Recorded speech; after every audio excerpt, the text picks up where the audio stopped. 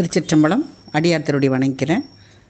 இப்போ நாட்டுப்படலத்தில் கொங்கு நாட்டுடைய இயற்கை வளத்தையும் எல்லாத்தையும் புகழ்ந்து வியந்து பாராட்டி எழுதின பாடலம் இது. இதில் அடுத்த பாடலில் பார்க்கலாம். தண்டம் எண்ணில காட்டுவது தாழ்வரை குளம், தொண்டகப்பறை முழக்கினர் துவன்று சீரூரும், கொண்ட சேவகம் காட்டுவ குலவரை முழையும், மண்டு போர் பல அடுத்துவடி மறவர்த்தம் புயமும். என்ன சொல்கிறாங்கன்னா, தண்டம்னா போனதில் படித்தோம் நம்ம. தண்டம்னா ஒரு வகையான வணக்கம். அந்த எண்ணில அந்த யானை வழிகள், தண்டம்னா யானை சொல்கிற வழியும் உண்டு. இன்னொரு அர்த்தம் இறை வணக்கம். இறை வணக்கமும் இப்போ தண்டம்னு சொல்லுவோம். யானை சொல்கிற வழிக்கும் தண்டம் தான் பேர். அதனால் தண்டம் எண்ணில மலையில் கீழ்ப்பகுதியில் யானை வழி பல இருந்ததை காட்டுகிறது. அது தாழ்வரை குளமும், அந்த தாழ்னா கீழே மலைக்கு கீழ்ப்பகுதிகளில் உள்ள இடத்துல யானைத்தனம் நிறைய உள்ளது. தொண்டகப்பறை முழக்கினர் துவண்டு சீரூரும். தொண்டகப்பறைனா சிற்றூர்களில் இந்த மக்கள்லாம் அந்த தொண்டகப்பறை தான் முழக்கி இறைவனை வணங்குவாங்க. ஒரு விதமான வாத்திய கருவி அது. அதை முழக்கி அவங்க இறைவனை வணங்குறாங்க. இப்போ மலையோட கீழ்ப்பகுதியில் எண்ணில்லாத தண்டம், அதாவது யானை சொல்கிற வழி நிறைய இருக்குது. அதாவது என்ன சொல்கிறாங்க, சீரூரும் கொண்ட சேவகம் காட்டுவ குலவரை முழையும், மண்டு போர்பட அடுத்துடி மறவர்த்தம் புயமும். அந்த மாதிரி யானை சொல்கிற வழி நிறையா இருக்கிறத பார்த்தா மலைப்பகுதியில் சிற்றூர் மக்கள் தொண்டகப்பறையை முளைக்கி தான் தெய்வத்தை வழிபடுறாங்க. இது வழிபாடு பலவிதமாக காட்டுறாங்க. எப்படின்னா, யானை தங்குற இடம், அந்த வீரம், அந்த மலை யானை தங்குற கீழே மலைக்கு கீழே யானை போகிற வழி நிறையா இருக்குது. அந்த தொண்டகப்பறையை மக்கள் முழங்கி வணங்கினர் அப்படின்னு சொல்கிறாங்க. இந்த கூட்டமான மலையில் குகைகளில் யானை தங்குற இடத்தை காட்டுது அந்த மலை குகை. போர் வீரர்கள் போர் வந்தபோது அவங்க தோல் வீரத்தை காட்டுது. அப்படின்னா என்ன அர்த்தம்னா, சேவகம்னா இந்த ரெண்டு அர்த்தம். மலைக்கு குகைகள் யானை தங்கும் இடத்தை, அது சேவகம் பிராக்கெட்டில் சேவகம் தான் அது காட்டுது. அதே போல் போர் வீரர்களுடைய தோல் போர் வரும்போது எப்படி சொல்லுவாங்க, போர் வரும்போது தோள்கள் தினவெடுத்து அப்படி இருக்குன்னு சொல்லுவாங்க. அந்த மாதிரி அந்த போர் வந்தபோது அந்த வீரத்தை அதுவும் சேவகம் தான் காட்டுது. அப்போ சேவகம்னா யானை தங்குற இடத்தையும் சொல்கிறாங்க, அந்த வீரத்தையும் சொல்கிறாங்க. அடுத்த பாடல். சுடர்மணி குலம் துவன்றிய தடநெடுங்கோட்டு, கடகம் காட்டுவ குடிச்சியர் கரங்களும் காவும், சுடர்மணி குலம் துவன்றிய தடநெடுங்கோட்டு, கடகம் காட்டுவ கழித்தெடும் களிரும் கல் வரையும். அதாவது குறிஞ்சி நில மகளிர் கொடிச்சியர்னு சொல்லுவாங்க. குறிஞ்சி நில மக்களை கொடிச்சியர்னு அழைப்பாங்க. அவங்களுடைய கையில் சங்குகளான வளையல் அணிந்திருப்பாங்க. அவங்க கோட்டு கடகம்னா சங்கு வளையல். அந்த ஒளிவிடுகின்ற தூய அழகிய பெரிய சங்கை அறுத்து அந்த வளையல் செய்வாங்க. அந்த மாதிரி அந்த வளையல் அணிந்திருக்கிற அந்த பெண்கள் அவங்க குறிஞ்சி நில மகளிர். அவங்க சோலைகளில் மரங்களின் கொம்பும் எங்கும் பறந்து பூக்களின் மனத்தை காட்டுது. சோலையில் இருக்கிற மரங்களுடைய கொம்புனா கிளை, அது கிளை எங்கும் பறந்து பூக்களுடைய மனத்தை காட்டுது. அது காவும் கோட்டு கடகம் காட்டுவ அப்படின்னு சொல்லுது. காவுனா என்ன சொல்லுது, வனம், சோலை. அது மரங்களுடைய இதை காட்டுது. அதுதான் என்ன சொல்கிறாங்கன்னா, கோடுனா ரெண்டு அர்த்தம் வருது. மரக்கொம்பும் யானையுடைய கொம்பும் அதுதான் சொல்கிறாங்க, கோடுன்னு சொல்லுவாங்க. கானா சோலை, கடகம்னா கடம். இப்போ காட்டுப்பரப்பு, கம்னா மனம். அதான் கடகம் காட்டுவ கொடிச்சின்றதுல அதுக்கு. இப்போ சோலையில் கொம்புலேருந்து பூக்கள் மனம் வீசுது. அந்த மரக்கொம்பில் இருக்கிற செம்மையான பூக்களும் கனிகளும் நெருங்கி இருக்குது. அதை பார்த்தா ஒளி விடுகிற மாணிக்க கூட்டம் மாதிரி இருக்குது. இப்போ அங்கே மதம் பிடித்த ஆண் யானை கூட்டமாக இருக்குது.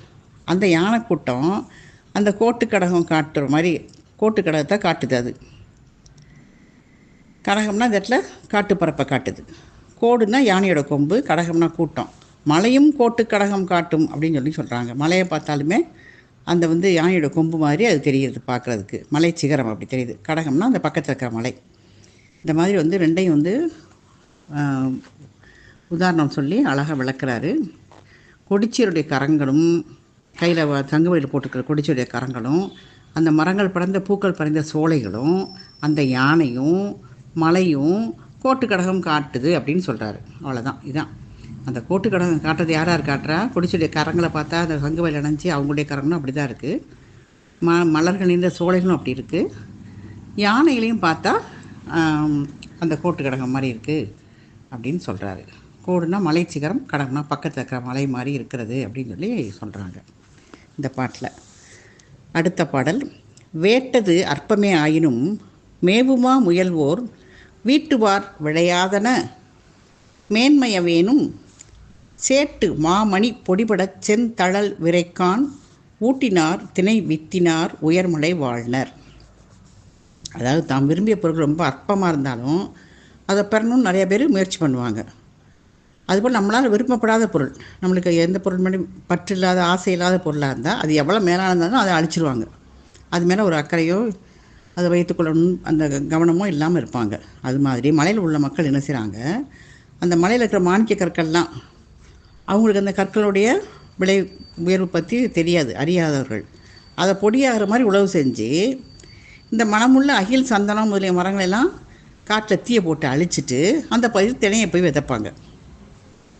அந்த விரும்பிய பொருளும் திணையாக தானியம், அவங்களுக்கு வேண்டிய என்ன தானியம் வேணும், அந்த திணை தான் வேணும் அவங்களுக்கு. அது அற்பமான பொருள் தான். ஆனால் அதுக்காக அழிக்கப்பட்ட பொருள் என்னென்ன, மாணிக்கம், அகில், சந்தனம், இந்த மாதிரி பொருள்லாம் அழிக்கிறாங்க. எப்படி அழிக்கிறாங்க? மாணிக்கத்தை பொடி பொடியாக்கி உழுது தரையை சமப்படுத்துகிறாங்க. அகில், சந்தனம் மாதிரி பெரிய பெரிய மரங்களை வெட்டி அதை தீயிட்டு கொளுத்தி அதை அழிச்சிட்டு அந்த காட்டை அழித்து அந்த திணையை விதைக்கிறாங்க. இப்போ இருந்து என்ன தெரியுதுன்னா, நம்மளுக்கு விரும்பிய பொருள் அற்பமாக இருந்தாலும் அதை நம்ம பெறதுக்கு ரொம்ப முயற்சி பண்ணுறோம். அதுக்காக எந்த வித உழைவேந்த பொருளையும் இழக்கிறதுக்கு நம்ம தயாராக இருக்கோம் அப்படின்னு சொல்கிறாங்க. நம்மளால் விரும்பப்படாத பொருள் ரொம்ப மேலாக இருந்தாலும் அதை நம்ம அழிச்சிடுறோம் அப்படின்னு இந்த பாட்டில் கூறுகிறார்.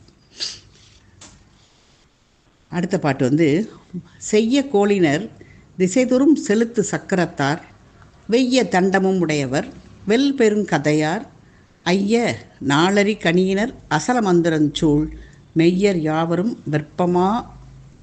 வெற்பமர் வாழ்க்கை ஆடவரே. இதுக்கு என்ன சொல்கிறாருன்னா, அந்த மலையில் வாழ்கிற மக்கள் இரத்தக்கரை படிந்த அம்பை வச்சுருப்பாங்க கையில். எப்போவும் மிருகங்களை கொன்று அந்த கரை அவங்க கையில் இருக்கிற ஆயுதங்கள் எல்லாத்துக்கும் இரத்தக்கரை படிஞ்சு காஞ்சிருக்கும். அரசன் செங்கோலை உடையவன். அது எப்படின்னா, அந்த மலையில் வாழ்கிற மக்களுடைய சக்கரப்படையை கையில் வச்சுருக்கிறவர். அது செலுத்தும் சக்கரத்தைன்னா அரசன் ஆணை சக்கரத்தை எல்லா திசையிலையும் செலுத்துகிறான். அப்போ இந்த மலைவாழ் மக்கள் விரும்பிய தண்டை கையில் வச்சுருப்பார். அது வெய்ய தண்டம் உடையவர்னு சொல்லி அரசனை சொல்கிறாங்க. அதாவது குற்றம் செய்பவருக்கு கொடிய தண்டனை கொடுப்பவன், அதுதான் வெய்ய தண்டம் கையில் உடையவன் அப்படின்னு அர்த்தம். மலைவாழ் மக்கள் என்ன வச்சுருப்பாங்க? கதாயுதம் வச்சுருப்பாங்க. வெல் பெருங்கதையார். அரசன் பகைகளை வெல்லும் வரலாற்று சிறப்புடையவன் தான். திணை விளைந்தது என்ன பார்க்குறான்? ஏதோ வேங்கை பூத்துருச்சு, வேங்கை மரம் பூத்தா அந்த மலைவாழ் மக்களை வச்சு கணித்து அறிந்துருவாங்க. எப்படின்னா, ஐயன் நாளறி கணியினர். அரசன் நல்ல நாளை அறிகிறதுக்கு ஜோதிடர் வச்சுருப்பான். அது மாதிரி அங்கே மலைவாழ் மக்கள் வேங்கை பூத்தாலே அதை வைத்து அது மக்கள் அதை கணித்து அறிவர். அந்த மலைவாழ் மக்கள் மலையில் அருள் புரியும் முருகனுக்கு 6 எழுத்து மந்திரத்தை சொல்கிறவங்க. அசல மந்திரம் அரசன் பகைவரால் அசைக்க முடியாத மந்திர ஆலோசனை உடையவன். அதாவது ஜோதிடர்களை வைத்து அவர்கள் மந்திரம் கற்றுக்கொண்டு இருக்கிறவர்கள். இந்த மாதிரி மலைவாழ் மக்களுடைய செயலும் நாடாளுமன்ற அரசுடைய செயலையும் ஒப்பிட்டு சொல்கிறார் இந்த பாட்டில். பாருங்கள், செய்ய கோளினர் திசைதொறும் செலுத்து சக்கரத்தார். அந்த இரத்தக்கரை படிந்த அம்பை வச்சிருக்கிறவங்க செய்ய கோளினர். திசைதொறும் செலுத்து சக்கரத்தார் சரினா எல்லா திசையிலையும் அவருடைய சக்கரப்படையை வைத்து மாநில வாழ்கிற மக்களை செலுத்துகிறவர் அரசர். வெய்ய தண்டமும் உடையவர். என்ன வெய்ய தண்டம் உடையவர்னா என்னது? கையில் சக்கரப்படை வச்சுருக்காரு. அது இது செங்கோலை உடையவன். அதை வச்சு தான் மக்களை செலுத்துகிறாரு. அந்த வெய்ய தண்டனை அரசு குற்றம் செய்வங்களுக்கு கொடிய தண்டனை கொடுப்பான் அப்படிங்கிறது தான் வெய்ய தண்டம் உடையவர். வெல் பெருங்கதையார். ஆனால் அவங்க என்ன வச்சுருக்காங்க? மலைவாழ் மக்கள் கதாயுதம் வச்சுருக்காங்க. அது அரசன் பகையில் வெல்ற வரலாற்று சிறப்புடையவன். அவன் எப்படி அறிஞ்சிக்குவான்னா, திணை விளையுது அப்படின்னா வேங்கை பூத்தது மூலம் மலைவாழ் மக்கள் அணிஞ்சிடுவாங்க. எப்படின்னா, மேலே வேங்கை மரம் பூத்தா அங்கே திணை விளைஞ்சிருச்சு அப்படிங்கிறத தெரிஞ்சுக்குவாங்க இவங்க. ஆனால் இந்த இவர் என்ன செய்கிற அரசன் நல்ல நாள் எதுன்னு இது எப்போ நடக்கும் அப்படிங்கிறத தெரிஞ்சுக்கிறதுக்கு ஜோதிடர்களை வச்சுருப்பார் ஐயர். இவர் அரசர். மலைவாழ் மக்கள் என்ன சொல்கிறாங்க? மலையில் அருள் புரிகிற முருகனுக்கு அந்த 6 எழுத்து மந்திரம் தான் சொல்லுவாங்க அவங்க. ஆனால் இவர் என்ன செய்கிறாரு? அரசர் அசல மந்திரம்னு சொல்லி மெய்யர்கள் அவருடைய மந்திர ஆலோசனை கூட்டத்தில் இருக்கிறவங்க சொல்கிறத அரசர் வந்து அந்த இதை மந்திரத்தை கூறும் இயல்புடையவர். இந்த மாதிரி 2 பேரையும், அரசரையும் மலைவாழ் மக்களையும் ஒப்பிட்டு சொல்வது தான் இந்த பாட்டோட சிறப்பு. திருச்சிற்றம்பலம்.